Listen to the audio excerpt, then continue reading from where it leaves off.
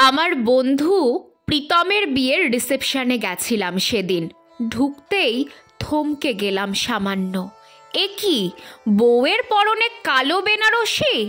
ও মা, এমন তো কোনোদিন আমি দেখিনি। দেখলাম কাকিমা, মানে প্রীতমের মায়ের মুখভার।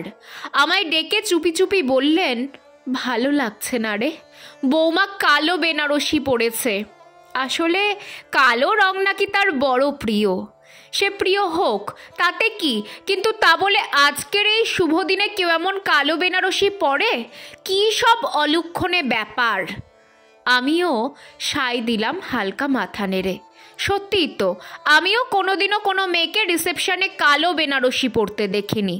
আজকাল লাল বা মেরুন হয়তো অনেকেই রিসেপশনে পরে না, কিন্তু সবুজ, হলুদ, গোলাপি এরকম উজ্জ্বল রঙই তো সাধারণত সবাই পরে।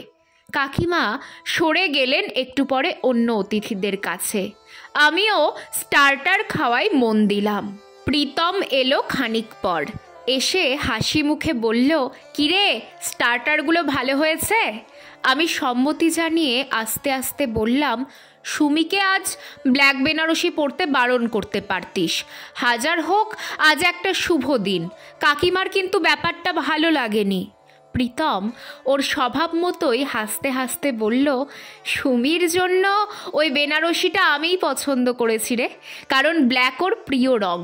কলেজ লাইফে যখন আমরা প্রেম করতাম তখন থেকেই ও বলতো জীবনের স্পেশাল দিনে ওর কালো বেনারসি পরার ইচ্ছে খুব। তাই আমি ওকে নিতে বললাম এটা, যদিও ও বারণ করছিল, কি সব মঙ্গল অমঙ্গলের দোহাই দিয়ে। মায়েরও খুব আপত্তি ছিল। হ্যাঁ, সেটাই তো স্বাভাবিক, আজকের দিনে এমন না পড়লেই ভালো হতো, আমি বললাম। এবার একটু গলা নিচু করলো প্রীতম। জানিস, আমার মায়েরও প্রিয় রং ছিল কালো। লাল রংটা মায়ের কোনোদিনই ভালো লাগতো না, কিন্তু তবুও আমার মা নিজের বিয়ে, বৌভাত সব অনুষ্ঠানে লাল বেনারসি পরেছিল। কারণ ওই যে সবাই বলল এটা শুভ। কিন্তু লাভ তাতে কিছুই হয়নি জানিস। যখন আমার বয়স মাত্র 3, তখনই বাবা মাকে ছেড়ে চলে যান। অন্য সংসার পাতেন তিনি। আর আমার মা একা লড়াই করে বড় করলেন আমায়। আমার মা কিন্তু জানেন সব, কিন্তু তবুও সুমির কালো বেনারসিতে তার আপত্তি। কারণ ওই যে তিনিও আটকে পড়েছেন বস্তা পচা কিছু শুভ অশুভর ক্লিশে কনসেপ্টে। আরে বাবা, রং দিয়ে কি শুভ অশুভ হয়? মা তো নিজের অপছন্দ সত্ত্বেও লাল বেনারসি পরেছিলেন। তাহলে তারপরেও কেন ভাঙল তার সংসার? শোন, যা ভাগ্যে লেখা থাকে তাই হয়। জোর করে শুভ অশুভর বোকা বোকা কনসেপ্টের অজুহাতে নিজেদের ছোট বড় ইচ্ছাকে খুন করতেই আমি রাজি নই। আজকে সুমির জীবনের এই বিশেষ দিনে ওর কালো বেনারসিতে সাজার এই ছোট্ট ইচ্ছাটাকে আমি খুন করার পক্ষপাতী ছিলাম না, শুধুমাত্র কিছু কুসংস্কারের অজুহাতে। জীবনে ওর রিসেপশনের রাত একবারই আসবে, তাই আমি চেয়েছিলাম ওর ইচ্ছা পূরণ হোক। ভিত্তিহীন কিছু নিয়মকে আঁকড়ে ধরে নিজেদের ভালো থাকা, নিজেদের ইচ্ছে পূরণকে যারা ব্যাহত করে, সেই শিক্ষিত বোকাদের দলে আমি পড়ি না। যাই হোক, তুই ভালো করে খেয়ে নিস। কথাগুলো বলে প্রীতম চলে গেল অন্যদিকে।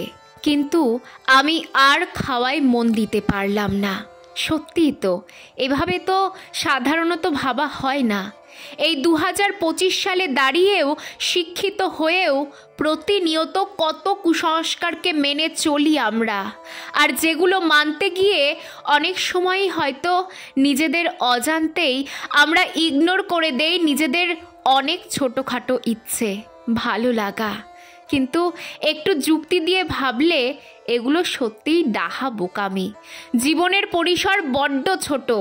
তাহলে কেন কিছু অযৌক্তিক নিয়ম বা কুসংস্কারকে ধরে আমরা ইগনোর করব নিজেদের ছোট ছোট শখ, আহ্লাদ বা টুকরো ভালো থাকাগুলো? সেদিন প্রীতমের কথাগুলো সত্যিই যেন ভাবিয়ে দিল। আমি ঠিক করলাম আর নয়। অন্তত কোনো নির্বিচারে মেনে চলা বোকা বোকা লজিকলেস কুসংস্কারকে মনে জায়গা দিয়ে নিজের ছোট্ট কোনো ইচ্ছেকেও পরিত্যাগের বোকামি আর কখনো করব না। একটা কালো বেনারসি আমার সম্পূর্ণ চিন্তাধারাকে বদলে দিল।